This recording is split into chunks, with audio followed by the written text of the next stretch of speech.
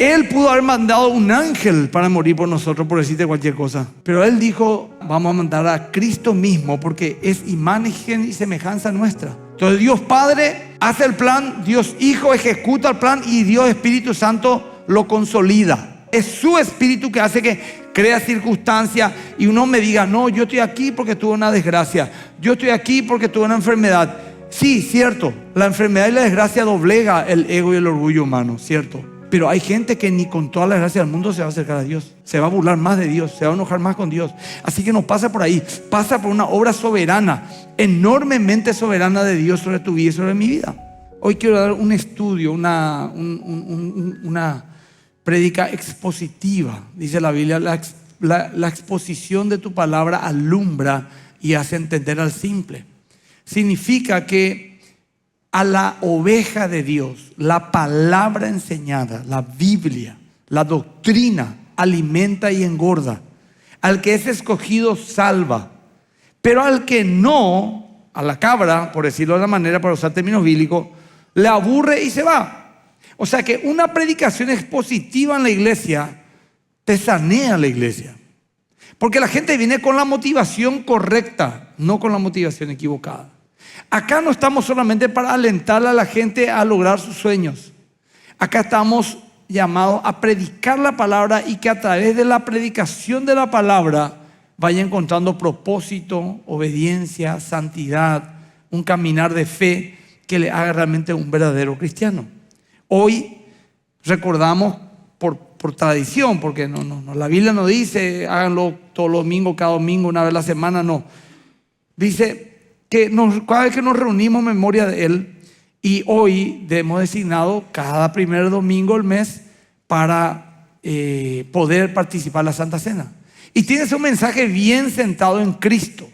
No se olviden que Pablo dijo a los corintios que eran filósofos, pensadores, eran personas así apasionadas por el conocimiento humano. Le dijo, cuando fui a ustedes no me fui a hablarles con palabras de humana sabiduría, ni con demostración de poder, ni con palabras elocuentes que puedan captar el oído, sino que me fui con temor y temblor a predicarle a Cristo y a este crucificado. O sea, Él se fue a enseñarle la Biblia, Él se fue a decirles, Cristo murió por sus pecados, ustedes tienen que arrepentirse. Hay un Dios que les amó, que trajo una ofrenda de fe y ustedes tienen que recibir. Dicen que muchos dijeron, no, este es un palabrero, un charlatán. Pero algunos pocos dijeron, queremos oírte más. Y esos pocos que le dijeron, queremos oírte más, fueron los escogidos de Dios. Y así tiene que ser, gente. Hoy quiero hablar de un estudio bíblico, no es mensaje mío, es un estudio bíblico sobre Jesús y la redención. Jesús redentor. Ahora, quiero que entiendas, aunque ya muchos lo saben, pero vamos a aprender más hoy, que la misión de Cristo a la tierra no fue venir al mundo a enseñarnos sobre la paz, a enseñarnos sobre la prosperidad, a enseñarnos a vivir juntos como hermanos. La misión de Jesús fue venir a redimirnos.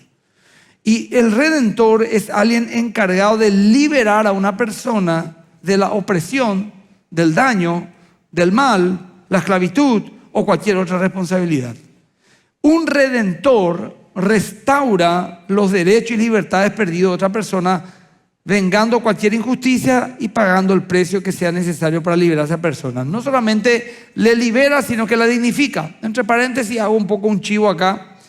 Hay una película que vi la otra vez, se llama Amor Redentor, ¿verdad? En Netflix creo que está. Es muy bueno, muy sano. Y es la historia de Oseas, de un campesino norteamericano del siglo XIX, soltero, cristiano, creyente, serio, que pide de una esposa. Vivía a 60 kilómetros del pueblo, y el pueblo era un pueblo de mineros, un pueblo de gente trabajadora. Había un prostíbulo y la máxima prostituta, a quienes la apodaron el ángel porque era muy bella, era una mujer que él le vio y él se enamoró de ella y le agradeció a Dios por su vida. Y bueno, ahí empieza una película que es, de hecho, Oseas es el apellido del personaje principal. Él le quita el prostíbulo, le lleva a su casa, le dignifica, le da dignidad. Tremendo es. Pero después ella, ¡bum!, se va de vuelta al prostíbulo. Se va de vuelta porque era una mujer llena de daños, de abusos, de traumas, de problemas. Y así mismo ocurrió con Oseas. Él le redime a esa mujer, le dignifica, le da 3 hijos, le hace a una señora, no le faltaba nada y ¡bum! Se va y se mete de vuelta en el prostíbulo. No puede creer, con un montón de hombres sucios, hombres malolientes, hombres violentos que la maltratan, y uno por uno van pasando por esa cama llena de enfermedades, y prefirió eso que la dignidad de un hombre santo que la amó limpio, que la bien trató. ¿Por qué? Porque ella estaba cautiva de su pasado, de sus deseos, no de sus deseos, perdón, de sus traumas. Y ella era esclava, una verdadera esclava. La película termina muy lindo, ella vuelve, una película espectacular, pero lo recomiendo porque te pido que a la par leas también el libro de Oseas, porque ahí habla también de esa historia. De hecho, la autora de la novela con que se hizo la película se inspiró en el libro Oseas, abiertamente lo dice, y es prácticamente Oseas en el siglo XIX en el oeste norteamericano. Es una buena película para entender lo que es la redención. Ahí vas a ver cómo sufre el Redentor, porque ama, cómo es humillado, porque ama, cómo está dispuesto a todo a perdonar, porque ama. Yo mirando la película, le soy sincero, dije, yo no sé si va a llegar a este nivel, porque era una cosa terrible, las burlas, las infidelidades, es terrible. Bueno, nosotros también, trayendo eso a nuestra vida espiritual, estamos en esa condición. Los seres humanos somos infieles a Dios. Los seres humanos somos absolutamente egoístas.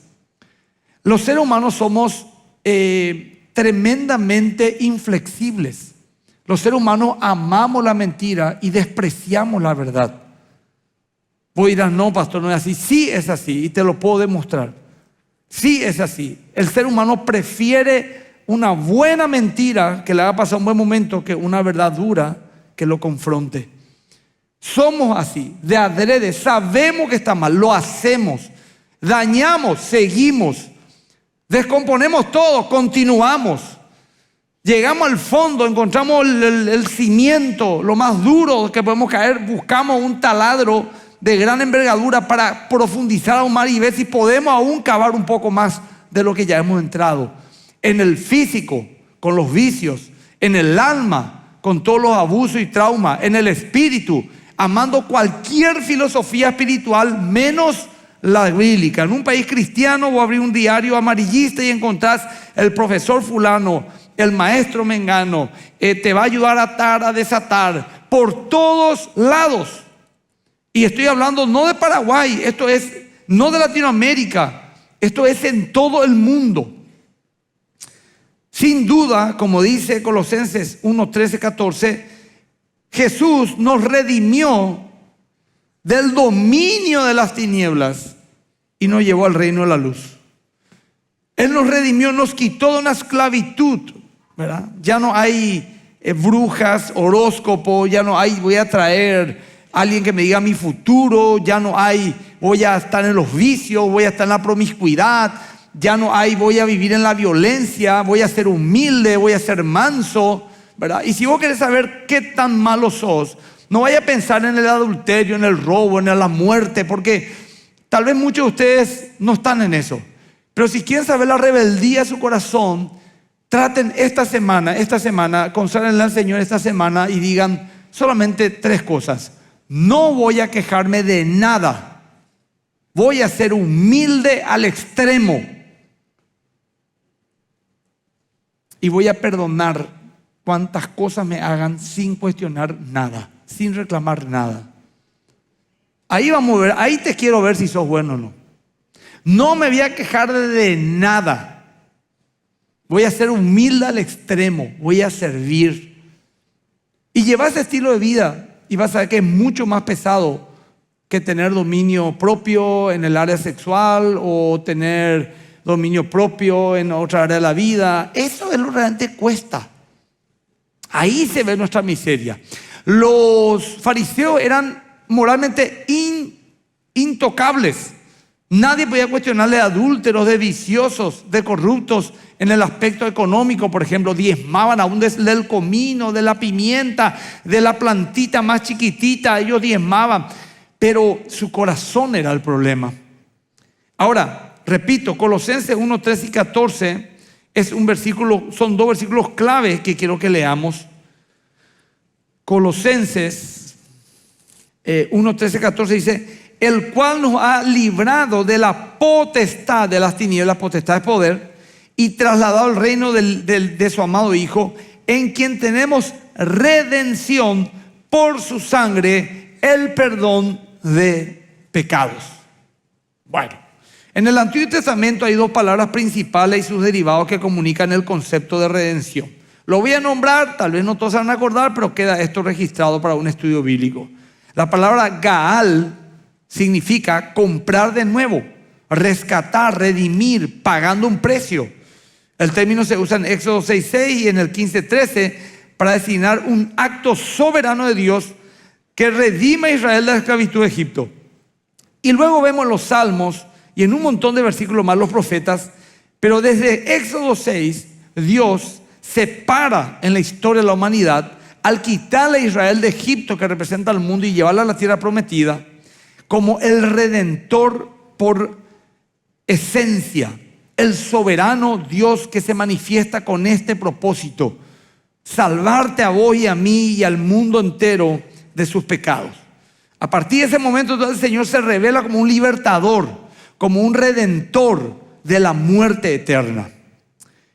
Vemos un ejemplo muy lindo, también una historia muy romántica. El libro de Ruth nos habla, por ejemplo, Boaz, que actúa como un pariente redentor de Ruth y Noemí. Era una mujer viuda con su suegra, y Él los redime, les quita su pobreza, su miseria, y se casa con ella. O sea, le dignifica. Una cosa vos decís, aquella era una mujer, por ejemplo, Oseas, de mala vida. Le voy a quitar de ese prostíbulo donde está llena de enfermedad, indignidad, maltrato, y le voy a poner como una empleada mía que le voy a pagar un sueldo digno y va a poder ganarse el pan de cada día dignamente, sin necesidad de ese ultraje a la que está sometida siempre. ¿Eso es un tipo de redención? Sí, pero no. La redención bíblica es esta: le voy a traer acá y le voy a hacer la señora de la casa, la ama de casa, ama de casa, ama. Ama de casa significa, mucha gente se enoja hoy en día el tema del machismo, el feminismo, que le decía a una mujer ama de casa. Pero ama de casa, ama de casa, la dueña de la casa, que no sé qué más, la patrona se les dice. O sea, mi patrona, ¿qué mujer dice mi patrón por su marido? No existe. ¿Qué mujer dice mi señor por su marido? No existe. Los hombres, mi señora, la patrona, la ama de casa. Una cosa, hay que ser muy humilde para poder vivir este estilo de vida. Encima ser maltratado, ¿verdad?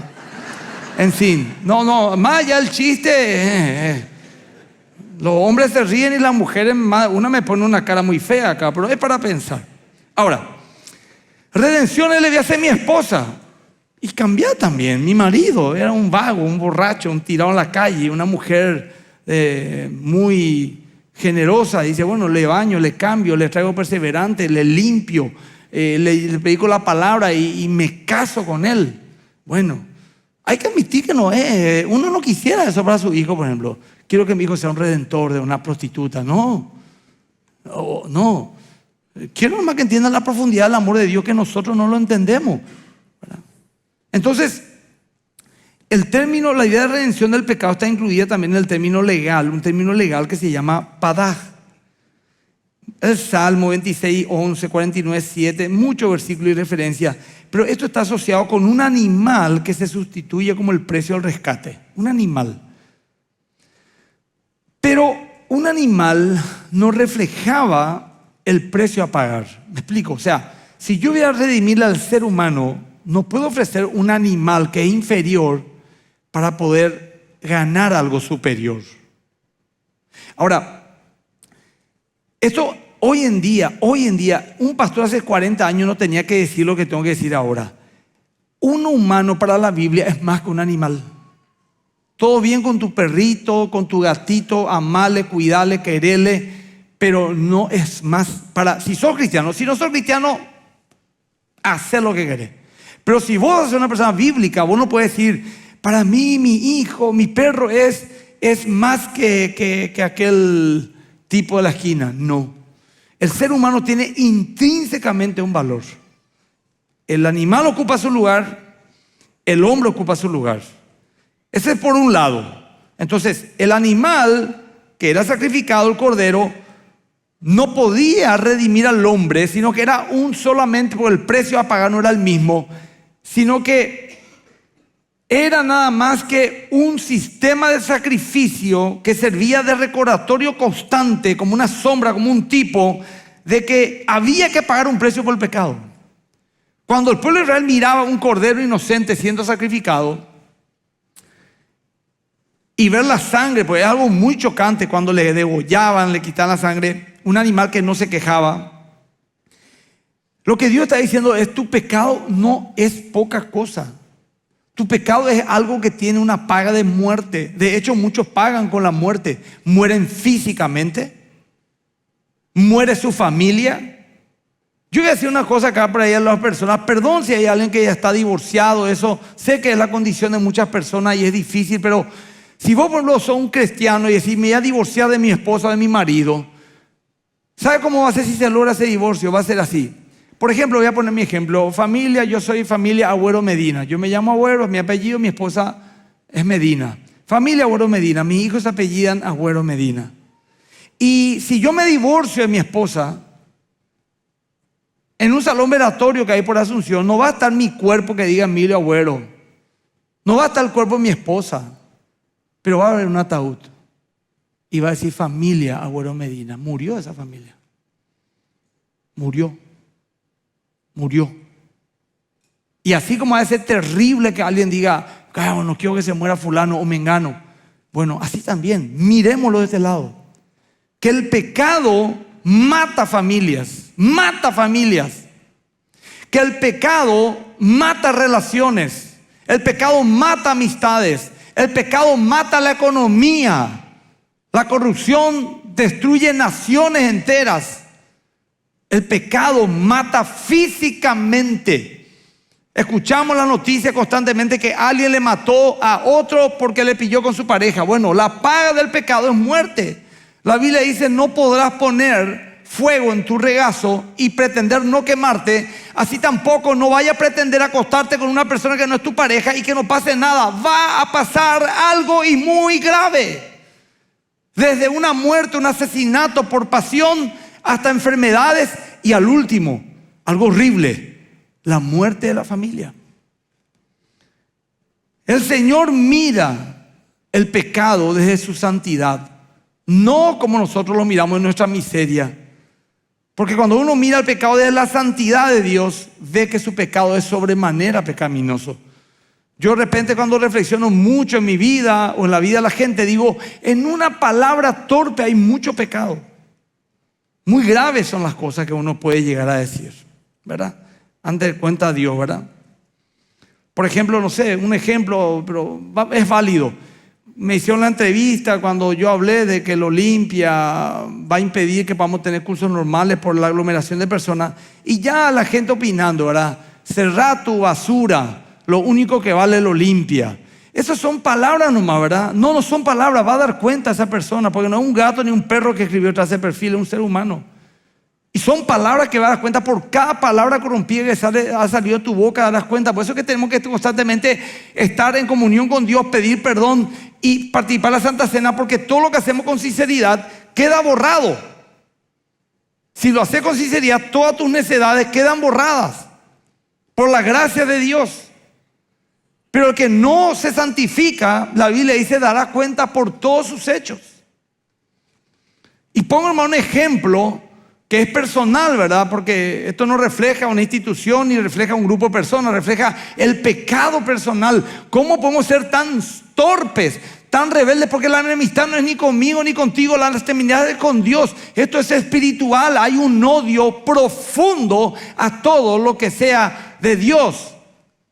A todo lo que sea de Dios. Entonces, el tema de la redención se desarrolla aún más en el Nuevo Testamento con dos términos. El primero, lutrón, que significa redimir, liberar o rescatar.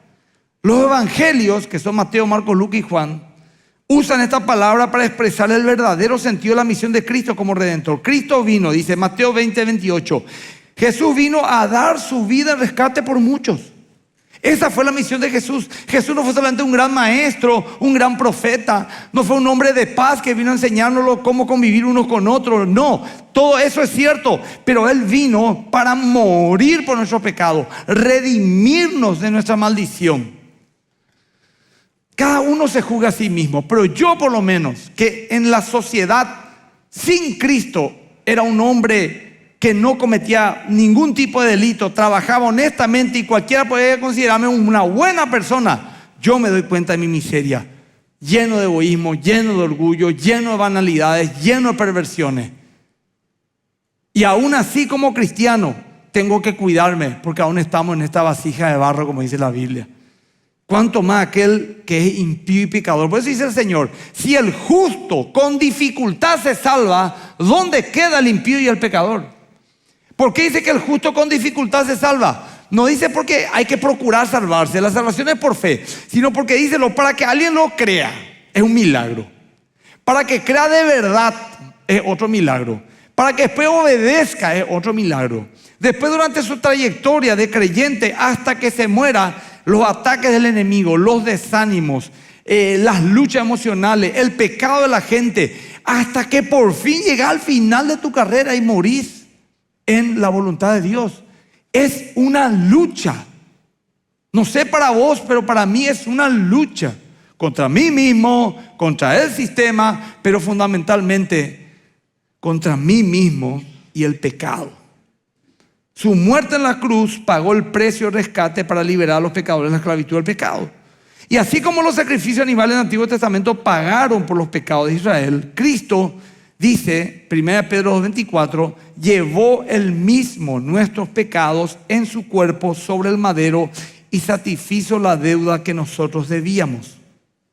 Otra palabra del Nuevo Testamento es agorasein, y sus equivalentes, y se usa para expresar esto. La primera palabra era para hablar de que una cosa se cambia por otra, pero aquí viene algo interesante. Agorasein nos habla de un precio de la redención. No es cualquier precio que uno paga para redimir a alguien. Por ejemplo, algunos dicen, la Biblia da con un palo al ser humano, le quita su dignidad, le dice que es pecador, que no es nada delante de Dios, que no puede ser delante de Dios. Como yo recién estaba predicando, tal vez no. Eso es porque no tiene la cosmovisión bíblica, no entiende todo el consejo de Dios. ¿Sabe dónde se derrumba eso? Ahí nomás ya cuando Dios crea al hombre y a la mujer, dice, hagamos al hombre y a la mujer a nuestra imagen y semejanza. No dijo a imagen de un caballo, a imagen de un perro, a imagen de un delfín. No, a nuestra imagen. Ahí luego ya se acabó todo cuestionamiento de la dignidad del ser humano en la Biblia, porque es imagen de Dios. Dios dice, este es igual a mí. El pecado nos golpeó, pero el hombre y la mujer son absolutamente dignos delante de Dios. Por eso es que el precio tiene que ser Cristo mismo.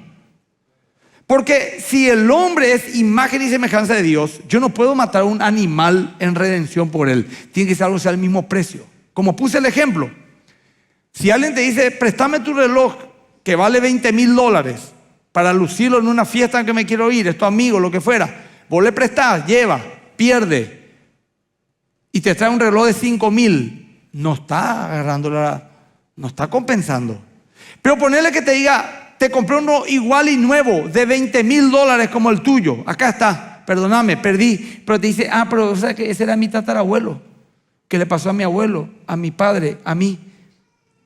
Ahí ¿cómo pagás un precio que tiene un costo sentimental? Impagable, impagable. Solamente ese reloj que se robó, se perdió, puede compensar la pérdida que él tuvo. No son los $20,000, es el precio que tiene eso.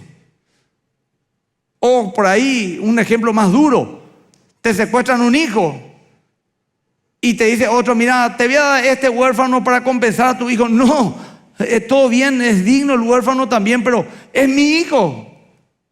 Entonces, él pudo haber mandado un ángel para morir por nosotros, por decirte cualquier cosa. Pero él dijo, vamos a mandar a Cristo mismo, porque es imagen y semejanza nuestra. Entonces, Dios Padre hace el plan, Dios Hijo ejecuta el plan y Dios Espíritu Santo lo consolida.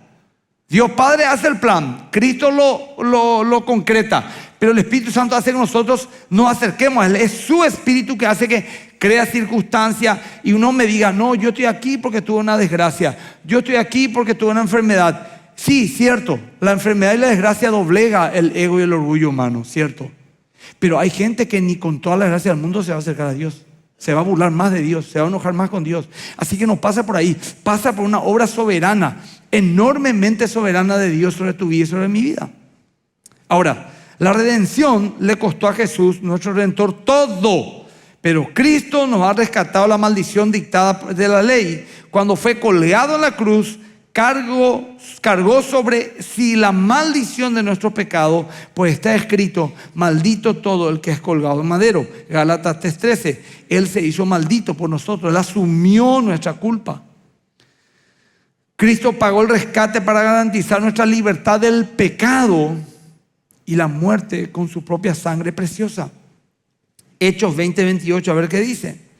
Vamos a leer un poquito algunos versículos, son muchísimos, pero por lo menos lo más representativo. Hechos 20:28.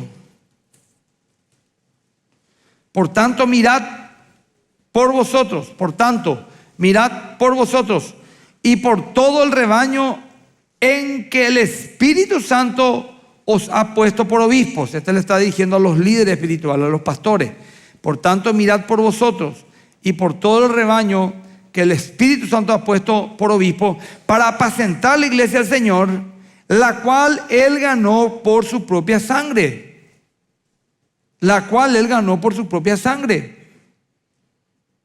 El apóstol Pedro testificó y dijo, 1 Pedro 1:18-19, sabiendo que fuisteis rescatados de vuestra vana manera de vivir, vana, trivial, sin espiritualidad, muerto, la cual recibisteis de vuestros padres, no con cosas corruptibles como el oro y la plata, sino con la sangre preciosa de Cristo, como de un cordero sin mancha y sin contaminación. Explico. Sabiendo que fuisteis rescatados de vuestra manera de vivir. Tu vida sin Dios es vana. Ahora, la cual recibisteis de vuestros padres. ¿Qué significa recibir de vuestros padres? Que nosotros recibimos esa herencia de nuestros padres. Ellos eran pecadores, nosotros también somos pecadores. Entonces, ¿qué pasa acá? Esto que hemos pagado por vos no es con oro o plata que se corrompe, sino con la sangre preciosa de Cristo, como un cordero sin mancha y sin contaminación. Significa un hombre absolutamente puro. Jesús fue un hombre absolutamente puro. Esa muerte no podía hacerlo un profeta, no podía hacerlo Abraham, no podía hacerlo Isaac, no podía hacerlo Jacob, no podía hacerlo David, Moisés, porque eran pecadores como yo también lo soy, como vos también lo sos. Todo muy bien, pero la Biblia señala que esos hombres eran pecadores. Abraham mintió cobardemente. David, ni hablemos. Salomón, un desastre. Moisés era un hombre lleno de ira, mató. Moisés era un tipo que si vivía en esta ciudad, en este tiempo, antes de conocer a Cristo, de que Dios le llame, antes de los 40, era esos tipos que se iban a bajar del auto y te iban a matar por un arrebato de ira. Matar. Ese tipo, como el que le disparó al otro porque su música era fuerte. Esa clase de gente Dios escogió para purificarle y limpiarle. Así que Cristo fue el único que no hubo engaño, que no hubo pecado, que no ni siquiera un mal pensamiento, que fue absolutamente manso, absoluta y extremadamente humilde. Él es el único. No es Mahoma, y lo voy a decir claro. Es más, el Islam tampoco considera a Mahoma sin pecado. Considera un profeta un hombre, ellos mismos lo dicen, ¿cierto? No es Buda, que tampoco no tiene nada que ver, pero era un hombre sabio, etcétera. Él dijo, sigo en búsqueda de la verdad. Sin embargo, Jesús dijo, yo soy la verdad, no es que tengo la verdad, yo soy la verdad. Ahora, Cristo es el cumplimiento del tema redentor de la Escritura. Cristo es el cumplimiento de todo. Romanos 3:25, ¿qué dice? La centralidad es imposible. Una vez una persona dijo, ¿por qué ustedes los cristianos no les toman nomás a Jesús como un gran profeta, como lo toman a Moisés los judíos, como le toman a Mahoma los musulmanes o los budistas a Buda? No se puede, porque Cristo es lo que Él dijo que Él era. Hay toda una doctrina, hay todo un testimonio, hay toda una historicidad en quién es Él. Nosotros no podemos hacer lo menos lo que Él es Él. Murió, resucitó. Él dijo, yo doy mi vida. nadie me la quita, yo la doy y yo la vuelvo a tomar. Vos y yo podemos dar nuestra vida por alguien, pero no podemos volver a tomar nuestra vida, pues nos matan y ya chao. Pero no, él tenía esa capacidad, Él resucitó de los muertos al tercer día, Él la subió al cielo en cuerpo y alma. Él era creador de todas las cosas, era el Dios encarnado. Incómodo, no te gusta, me parece muy difícil de entender, todo bien, engendrado por obra y gracia del Espíritu Santo en un vientre de una virgen sin intervención humana. Es un ser absolutamente divino. Imposible leer la Biblia y quitar otra conclusión. Y aunque nuestros pecados nos separaron de Dios, el Padre, en su amor y misericordia, aprobó la misión de rescate definitivo de enviar a su Hijo para ser nuestro Redentor. Cristo dio su vida para que pudiéramos vivir, porque de tal manera amó Dios Padre al mundo que dio a su Hijo unigénito para que todo aquel que en él cree no se pierda, mas tenga vida eterna. Dios Padre diseña el plan, Dios Hijo ejecuta el plan, Dios Espíritu Santo lo consolida. Y dice aquí, los creyentes son justificados por su sangre y por él seremos salvos de la ira. Bueno, Juan 10, 10, 11. Juan 10, 10, 11. Juan 10, 10, 11. Dice, el ladrón no viene sino para hurtar, matar y destruir. Yo he venido para que tengan vida y para que la tengan en abundancia. Yo soy el buen pastor. El buen pastor su vida da por las ovejas. Su vida da. Ahí claramente dice, yo voy a dar mi vida por las ovejas.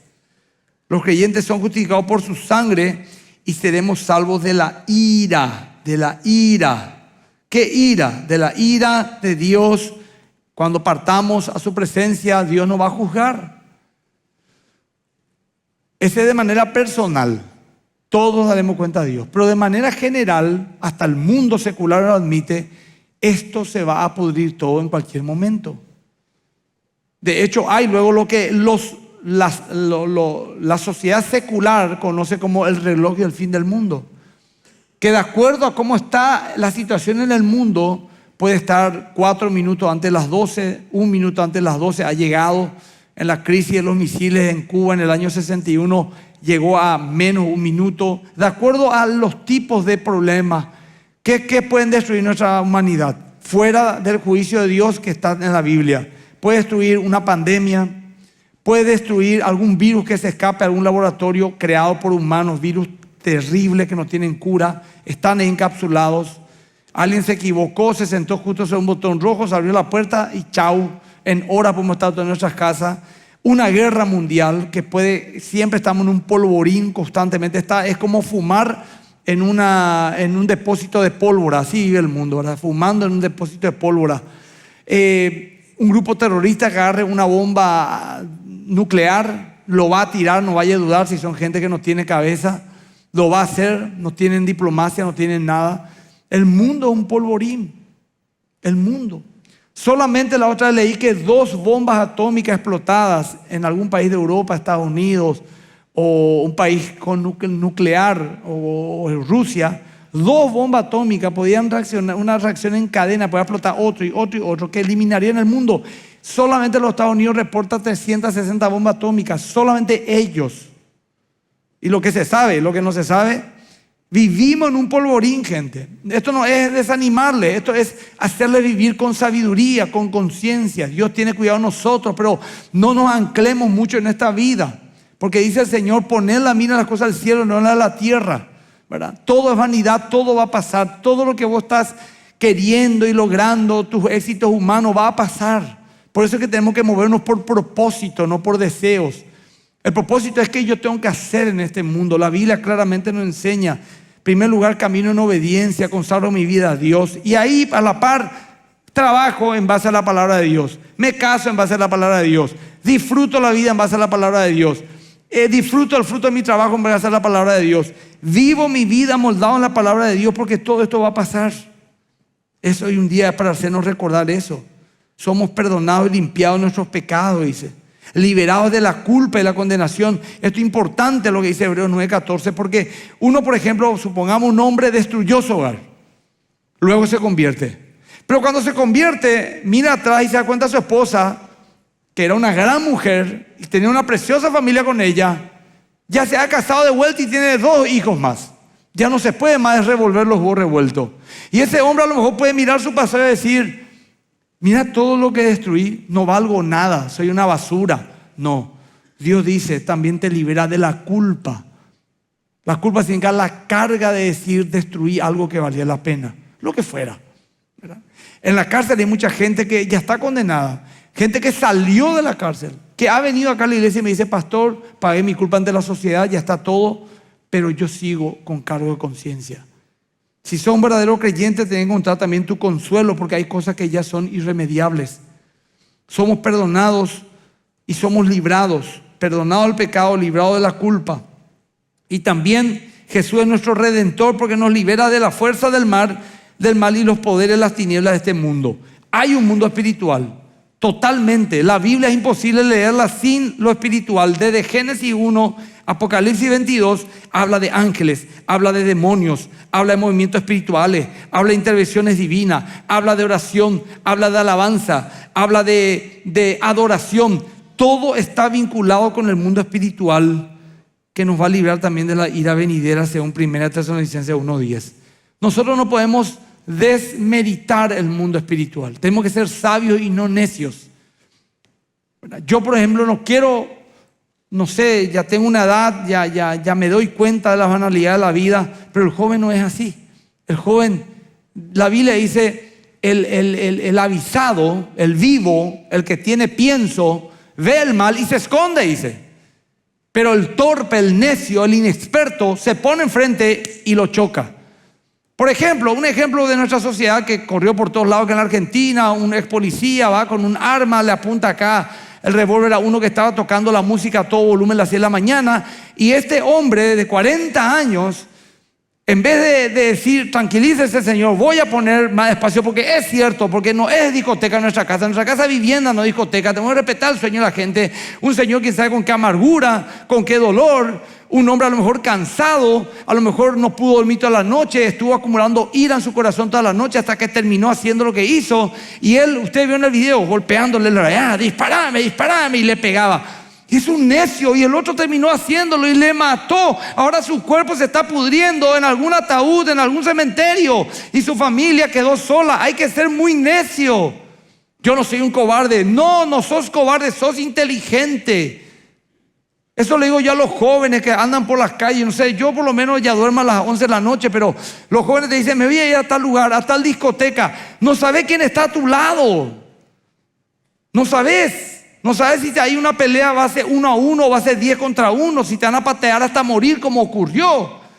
Estos jóvenes también en la Argentina revista que le mataron de patearle tanto a un chico, hoy están en cadena perpetua, están llorando, tienen 22 años, van a morir a los 80 ahí. Su vida nacieron 20, 22 años y luego a la cárcel 60 años. Hasta morir se van a ir a la cárcel. Vale la pena, porque hay un mundo espiritual. La Biblia dice que hay ángeles principados, potestad de las tinieblas. Es como que Satanás, que es real, gobierna el mundo entero. Él es el príncipe de este mundo, ¿verdad? Pero él, por imaginarnos de alguna manera, porque tiene que ser algo así, tiene un general, un arcángel que cayó, un alto rango, y tiene uno en cada continente, 5. El que le tocó un continente, hay, por decirte, Sudamérica, 12 naciones, tiene 12 presidentes espirituales. Cada presidente tiene, en nuestro caso, 17 departamentos, gobernadores departamentales, pero del mundo espiritual. Y eso tiene otra vez cada ciudad, ponerle 25 intendentes espirituales, demonios que gobiernan una ciudad. Y esos intendentes tienen otra vez cada barrio, y en cada barrio, cada calle, que están instando a la violencia, a la promiscuidad, a la muerte. Hay gente que ofrece sacrificio en los cementerios, en los lugares altos. Estamos viendo el mundo espiritual y uno activa el mundo espiritual cuando cede al pecado.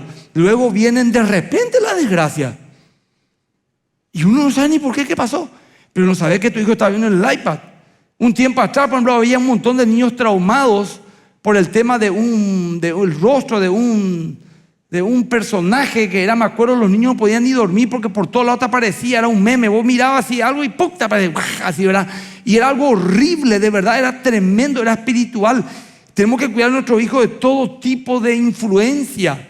De repente tienen miedo, no hay que tomar a poco, hay que orar por ellos. El ángel de Jehová acampa alrededor de los que le temen y los defienden. Yo quiero que mi hijo no salga de la iglesia. Iglesia, trabajo, gimnasio, yo quisiera que Él sea. Pero no es así. Ellos también quieren experimentar muchas cosas. Hasta un punto le puede atajar. Después, ¿sabe qué tiene que hacer? Orar. Señor, guárdale, ten misericordia de Él, que tus ángeles le rodeen. Háblale, Señor, que te conozcan pronto, porque la guerra es espiritual. ¿Qué vas a hacer? El apóstol Pablo explica que nuestra redención completa se experimentará en el futuro. Ahora mismo tenemos al Espíritu Santo en nosotros como una muestra anticipada de su gloria futura. Mientras deseamos con una esperanza ferviente, y si ese es tu caso, estás en la fe, que llegue el día en que Dios nos dé todos nuestros derechos como su hijo adoptivo, incluyendo el nuevo cuerpo que nos prometió. Este cuerpo va a quedar en el mundo. Es un cuerpo limitado, que envejece y enferma, muere, pero el cuerpo que Dios nos va a dar será un cuerpo eterno. En el estado eterno disfrutaremos cada aspecto glorioso de una herencia que aún no lo entendemos, que Dios prometió a su pueblo. Y así como el salmista decimos, oh, qué redentor tenemos en Jesús. Que siempre recordemos y nos regocijemos de la liberación y la libertad que Él nos proporciona y realmente tengamos victoria. La victoria, ¿qué es? Gozo, fe, esperanza. La Biblia dice la fe, la esperanza y el amor. Estos tres, pero el mayor de todos es el amor. Ayer estuve reflexionando con un chico que está muy enfermo, un joven muy sabio. Me llamó, me dijo, estoy reflexionando sobre el amor de Dios. Y yo digo nomás, uno tiene para predicar el resto de su vida el amor de Dios.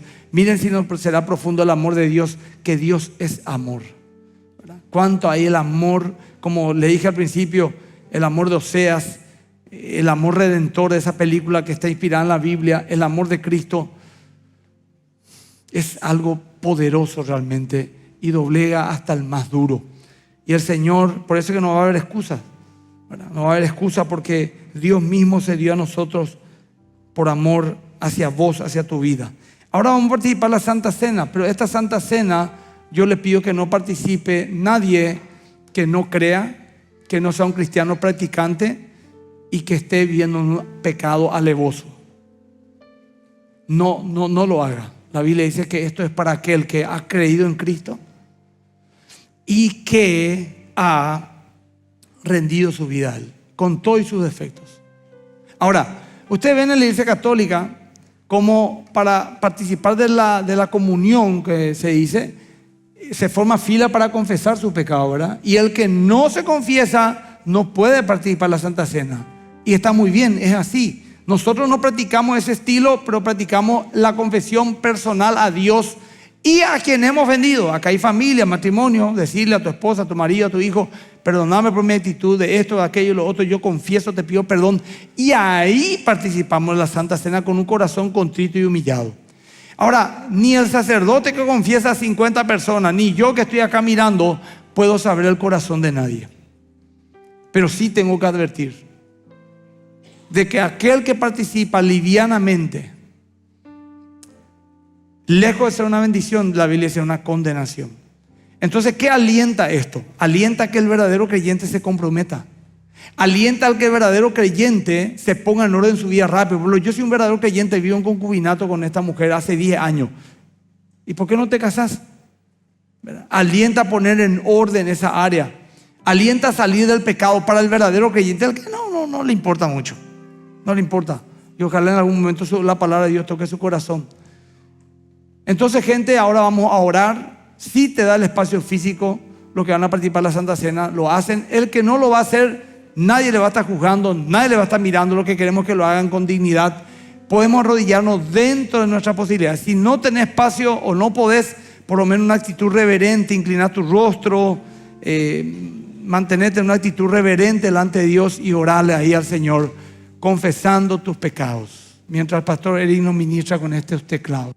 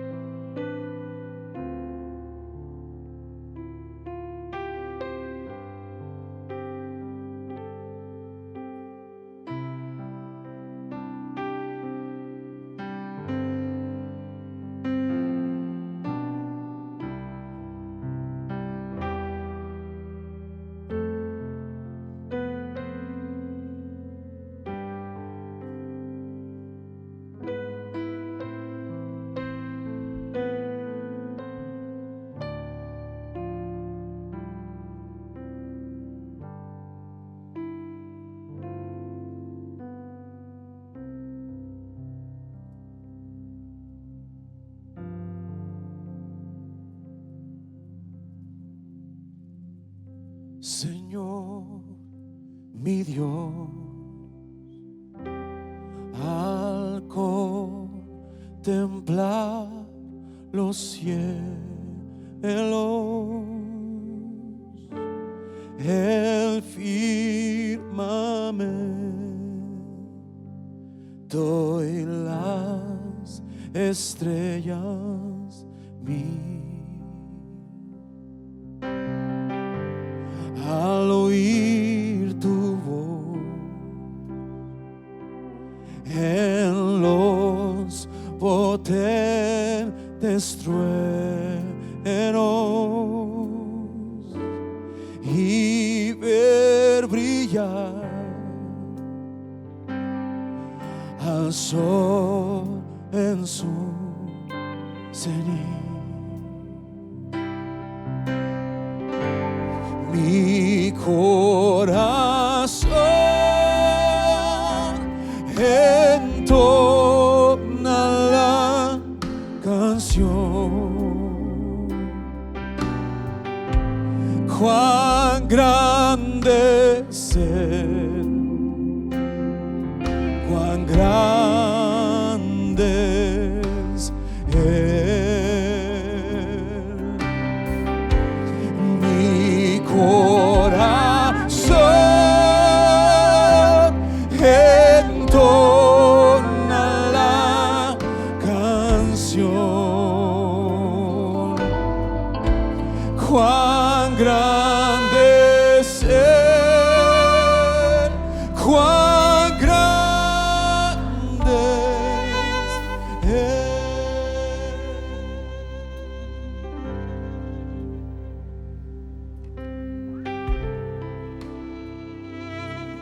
Vamos a leer un pasaje de la Biblia ahora, pero no quiero que nadie toque todavía nada. Vamos a hacerlo en orden. Sí, quiero que escuchen este pasaje. Dice 1 Corintios 11:23: porque yo recibí del Señor lo que también os he enseñado, que el Señor Jesús, la noche que fue entregado, tomó pan y habiendo dado gracias lo partió y dijo: tomad, comed, esto es mi cuerpo que por vosotros es partido, haced esto en memoria de mí. Asimismo tomó también la copa después de haber cenado, diciendo: esta copa es el nuevo pacto en mi sangre, haced esto todas las veces que la bebiereis en memoria de mí. Así pues, todas las veces que comiereis este pan y bebiereis esta copa, la muerte del Señor anunciáis hasta que Él venga. De manera que cualquiera que comiere de este pan o bebiere de esta copa del Señor indignamente, será culpado del cuerpo y de la sangre del Señor. Por tanto, pruébese cada uno a sí mismo y coma así del pan y beba de la copa. Porque el que come y bebe indignamente, sin discernir el cuerpo del Señor, juicio come y bebe para sí. Por lo cual hay muchos enfermos y debilitados entre vosotros, y muchos han muerto. Si pues no examinásemos a nosotros mismos, no seríamos juzgados. Quiero ahora que los que van a participar de la mesa del Señor tomen los elementos, y primero quitamos el pan. Tiene un porqué. El pan tiene más de un pedazo para compartir con alguien especial, con tu familia. Primero el pan.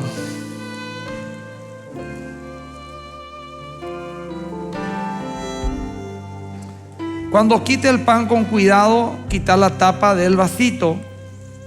Por eso también pido que haya los pañuelitos, traigan, ahí hay servilletas para poder secarse, porque aún no está consagrado. Pero una vez consagrado, esto ya se vuelve un elemento sagrado y ya tenemos que tener reverencia y consumirlo todo.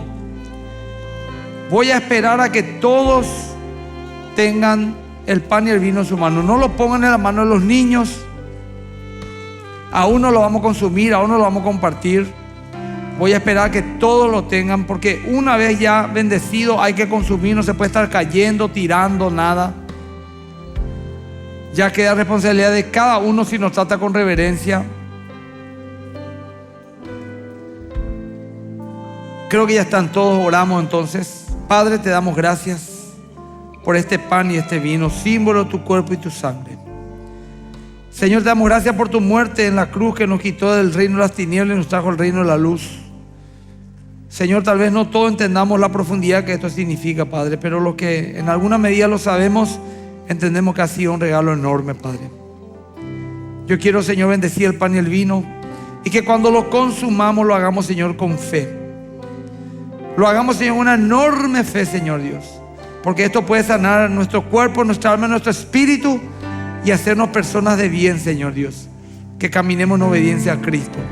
Te consagramos, Señor Dios, este primer domingo, el año entero, nuestra familia, nuestras vidas, que todos caminemos en la fe y que concluyamos este año, Señor, en la fe, en bendición. Lo consumimos, Señor, en el nombre de Jesús. Amén. Pueden consumir y compartir el pan con quien quiera.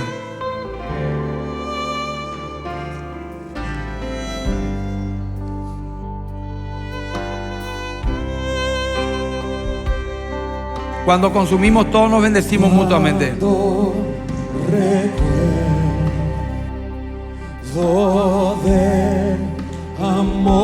Luego de bendecirse entre ustedes, de amarse, de darse un beso, de perdonarse, vamos a cantar esta canción. Lo al Salvador envió. Nadie se retira hasta que terminemos esta adoración. Todos juntos. Tu voz es importante, levántala. Quiero salvarme vino. Aleluya. Todos juntos.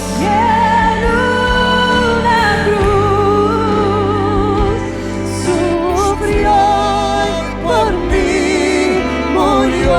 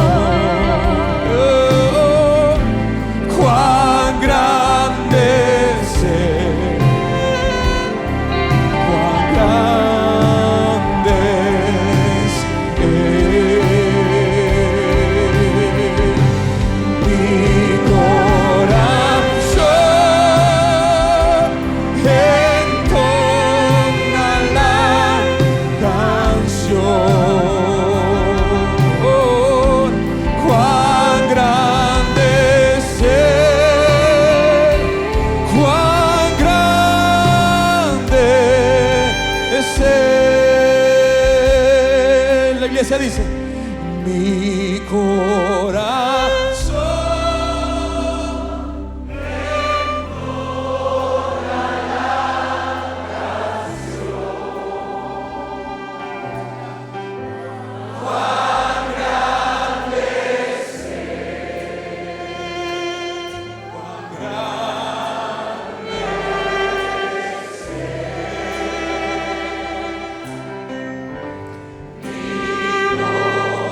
corazón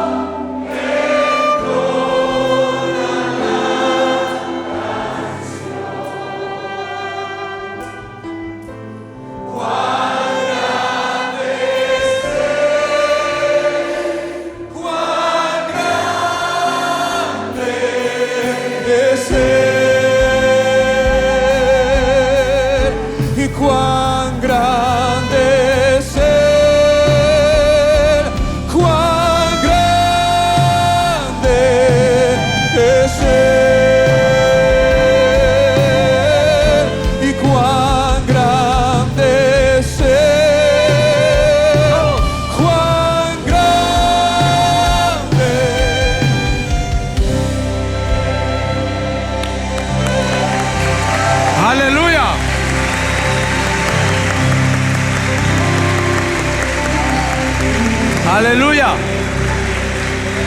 Que la paz de Dios les bendiga a todos. Que tengan un bendecido 2025. Pueden retirarse en paz, que el Señor les bendiga. Amén. Bendecido.